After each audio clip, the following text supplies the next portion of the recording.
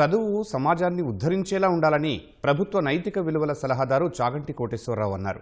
సమాజ నిర్మాణంలో కుటుంబ పాత్ర కీలకమన్నారు. విద్యార్థులు కేవలం తరగతి చదువులకే పరిమితం కాకుండా మహాత్ముల ఆత్మకథలను చదవాలని సూచించారు. తల్లిదండ్రులు, తోబుట్టువులు, గురువులను గౌరవించడం చిన్ననాటి నుంచే పిల్లలకు అలవడాలని పిలుపునిచ్చారు. విజయవాడ తుమ్మలపల్లి కళాక్షేత్రంలో పాఠశాల విద్యాశాఖ నిర్వహించిన విలువల విద్యా సదస్సు ఆసక్తికరంగా సాగింది. కార్యక్రమానికి ముఖ్య అతిథులుగా మంత్రి నారా లోకేష్, ప్రభుత్వ నైతిక విలువల సలహాదారులు చాగంటి కోటేశ్వరరావు హాజరయ్యారు. పూర్ణ కుంభంతో చాగంటిని స్వాగతించిన మంత్రి లోకేష్ ఆయన పాదాలకు నమస్కరించారు. స్థానిక ప్రజాప్రతినిధులు, విద్యార్థులు, తల్లిదండ్రులు, ఉపాధ్యాయులు కార్యక్రమంలో భాగస్వామ్యులయ్యారు. పిల్లలకు చదువు, ఆటలతో పాటు నైతిక విలువలు నేర్పితేనే సమాజంలో మనం ఆశించే మార్పు సాధ్యం అవుతుందని మంత్రి లోకేష్ అన్నారు. ఆ దిశగా చాగంటి కోటేశ్వరరావు బోధనలు, ప్రవచనాలు చక్కగా ఉపయోగపడతాయని ఆశాభావం వ్యక్తం చేశారు. నేను అనేక మంది వ్యక్తులను చూశాను. అందరూ క్యాబినెట్ ర్యాంక్ హోదా కావాలని కోరుకునేవారు. అలాంటిది చాగంటి గారికి క్యాబినెట్ ర్యాంక్ ఇచ్చిన మమ్మల్ని మొదటిసారి కలిసినప్పుడు కనీసం ఇచ్చిన కాఫీ కూడా ఏం తాగల. ప్రభుత్వం పెడుతున్న వాహనం వాడలా. ఆయన సెల్ ఫోన్ బిల్లు కూడా గురువు గారే ఈరోజు కడతాం జరుగుతుంది. అలాంటి గొప్ప వ్యక్తి దగ్గర ఈరోజు పుస్తకాలు రూపొందించుకున్నాం. ఆ పుస్తకాలు మీ భవిష్యత్తు కోసం అందిస్తాం జరుగుతుంది. బడిలో పిల్లలకి చదువు, ఆటలతో పాటు నైతిక విలువలు అందిస్తేనే సమాజంలో ఏ మార్పు మనం ఆశిస్తున్నామో ఆ మార్పు మనం సాధించగలుగుతాం. అటామిక్ ఎనర్జీ గురించి అందరు తెలిసిన విషయం.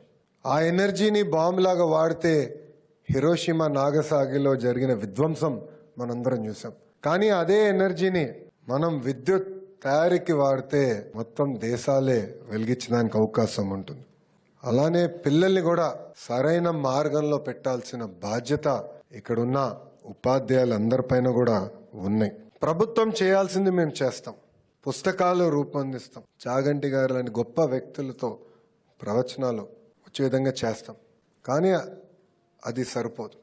మార్పు అనేది మన ఇంట్లో మొదలవ్వాలి. తల్లిగా, తండ్రిగా మన పైన ఉన్న అతి పెద్ద బాధ్యత ఇది. సమాజంలో పడిపోతున్న కుటుంబ విలువలను తిరిగి పునరుద్ధరించాలని ముఖ్యమంత్రి చంద్రబాబు తన వద్ద ప్రస్తావించారని చాగంటి కోటేశ్వరరావు గుర్తు చేసుకున్నారు. ఆయన తాపత్రయం చూసి తాను తన వంతు బాధ్యత నిర్వర్తించాలని నిర్ణయించుకున్నట్లు వెల్లడించారు. కుటుంబం దేవుడిచ్చిన వరమన్న ఆయన ప్రతి ఒక్కరూ చిన్ననాటి నుంచి తల్లి, తండ్రి, తోబుట్టువులు, గురువును గౌరవించడం నేర్చుకోవాలన్నారు. కుటుంబ విలువల్ని సోదాహరణంగా ఆయన వివరించడం సదస్సుకు హాజరైన విద్యార్థులు, తల్లిదండ్రులు, గురువులను కదిలించింది. కుటుంబం అనేది భగవంతుడు మనకిచ్చిన గొప్ప వరం. మాతృదేవోభవ అంటే భగవంతుడు అమ్మ రూపంలో ఉన్నాడు అని కాదు దాని అర్థం. అమ్మయే భగవంతుడై ఉన్నది. భగవతి అమ్మ. జీవితంలో అన్నిటికన్నా పెద్ద నేరం ఏమిటంటే అమ్మకి చెప్పలేము అన్న పని మనం చేయడమే.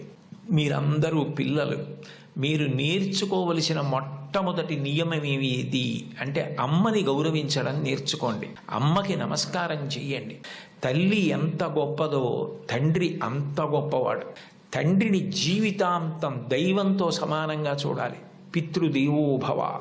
భగవంతుడే తండ్రి రూపంలో ఉన్నాడు. కుటుంబ విలువల్లో మీరు తప్పకుండా గమనించవలసినది తల్లి, తండ్రి ఎంత గొప్పవాళ్ళో మీ తోవులు కూడా అంతే గొప్పవాళ్ళు. మీ కన్నా ముందు పుట్టిన అన్నని గౌరవించాలి. మీకన్నా వెనక పుట్టిన వాళ్ళని మీరు అంత ప్రేమించగలగాలి.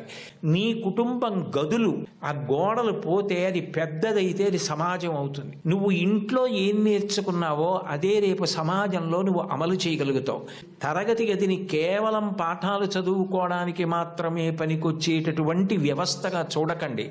చదువుకున్నవాడి చదువు దేనికి పనికి రావాలి అంటే సమాజాన్ని ఉద్ధరించడానికి పనికి రావాలి. అంతేకాని చదువుకున్న చదువు సమాజాన్ని పాడు చేయడానికి పనికి రాకూడదు. గురువుని గౌరవించడం తప్పకుండా నేర్చుకోవాలి. మహాత్ముల యొక్క జీవిత చరిత్రలు చదవండి. మీ యొక్క పాఠశాలల్లో, గ్రంథాలయాల్లో ఆటోబయోగ్రఫీసు, బయోగ్రఫీసు పెట్టించుకోండి. ఇంకొకసారి ఏ నెల్లూరులోనో సభ చేసినప్పుడు తప్పకుండా నేను కూడా ఇలాంటి సభల్లో ఒకటో రెండో జీవిత చరిత్రలు బహూకరించడానికి ప్రయత్నిస్తాను. గురువుల్ని నింద చేయడం, గురువుల్ని విమర్శించడం, గురువుల్ని హాస్య వస్తువులుగా వాడుకోవడం ఈ జాతికి సిగ్గుచేటు. ఈ సమాజంలో గౌరవింపబడిన మహనీయులందరూ గురువులు చెక్కిన శిల్పాలే. అది వాళ్ళే వ్రాసుకున్నారు. గురువుని గౌరవించడం అన్నది అంత గొప్ప ఈ జాతిలో. అనంతరం విద్యార్థులు అడిగిన ప్రశ్నలకు మంత్రి లోకేష్, చాగంటి కోటేశ్వరరావు ఉదాహరణలతో సమాధానాలిచ్చారు.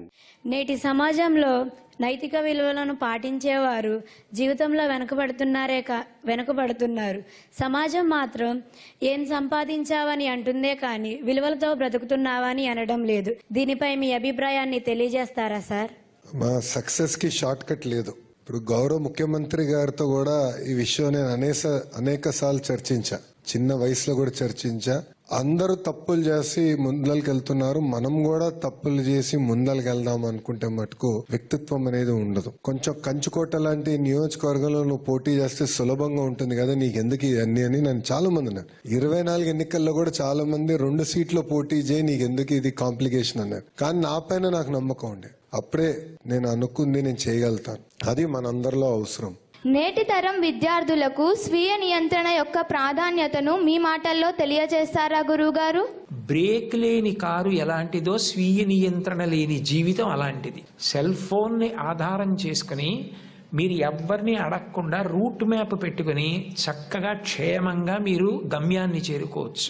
మీరు ఎక్కడ ఉన్నా కూడా మీ వాళ్ళతో మాట్లాడచ్చు. మీరు పక్కన తల్లి తండ్రితో కూడా భయపడిపోయేటట్టుగా, అందులో అక్కర్లేని విషయాలు రాత్రిళ్ళు చూస్తారేమో అని తల్లిదండ్రులు బెంగ పెట్టుకునేటట్టుగా సెల్ ఫోన్ వాడితే సెల్ ఫోన్ది తప్ప మంది తప్ప? ఇవన్నీ ఎవరు చెప్పాలి? ఎవరు చెప్పాలి?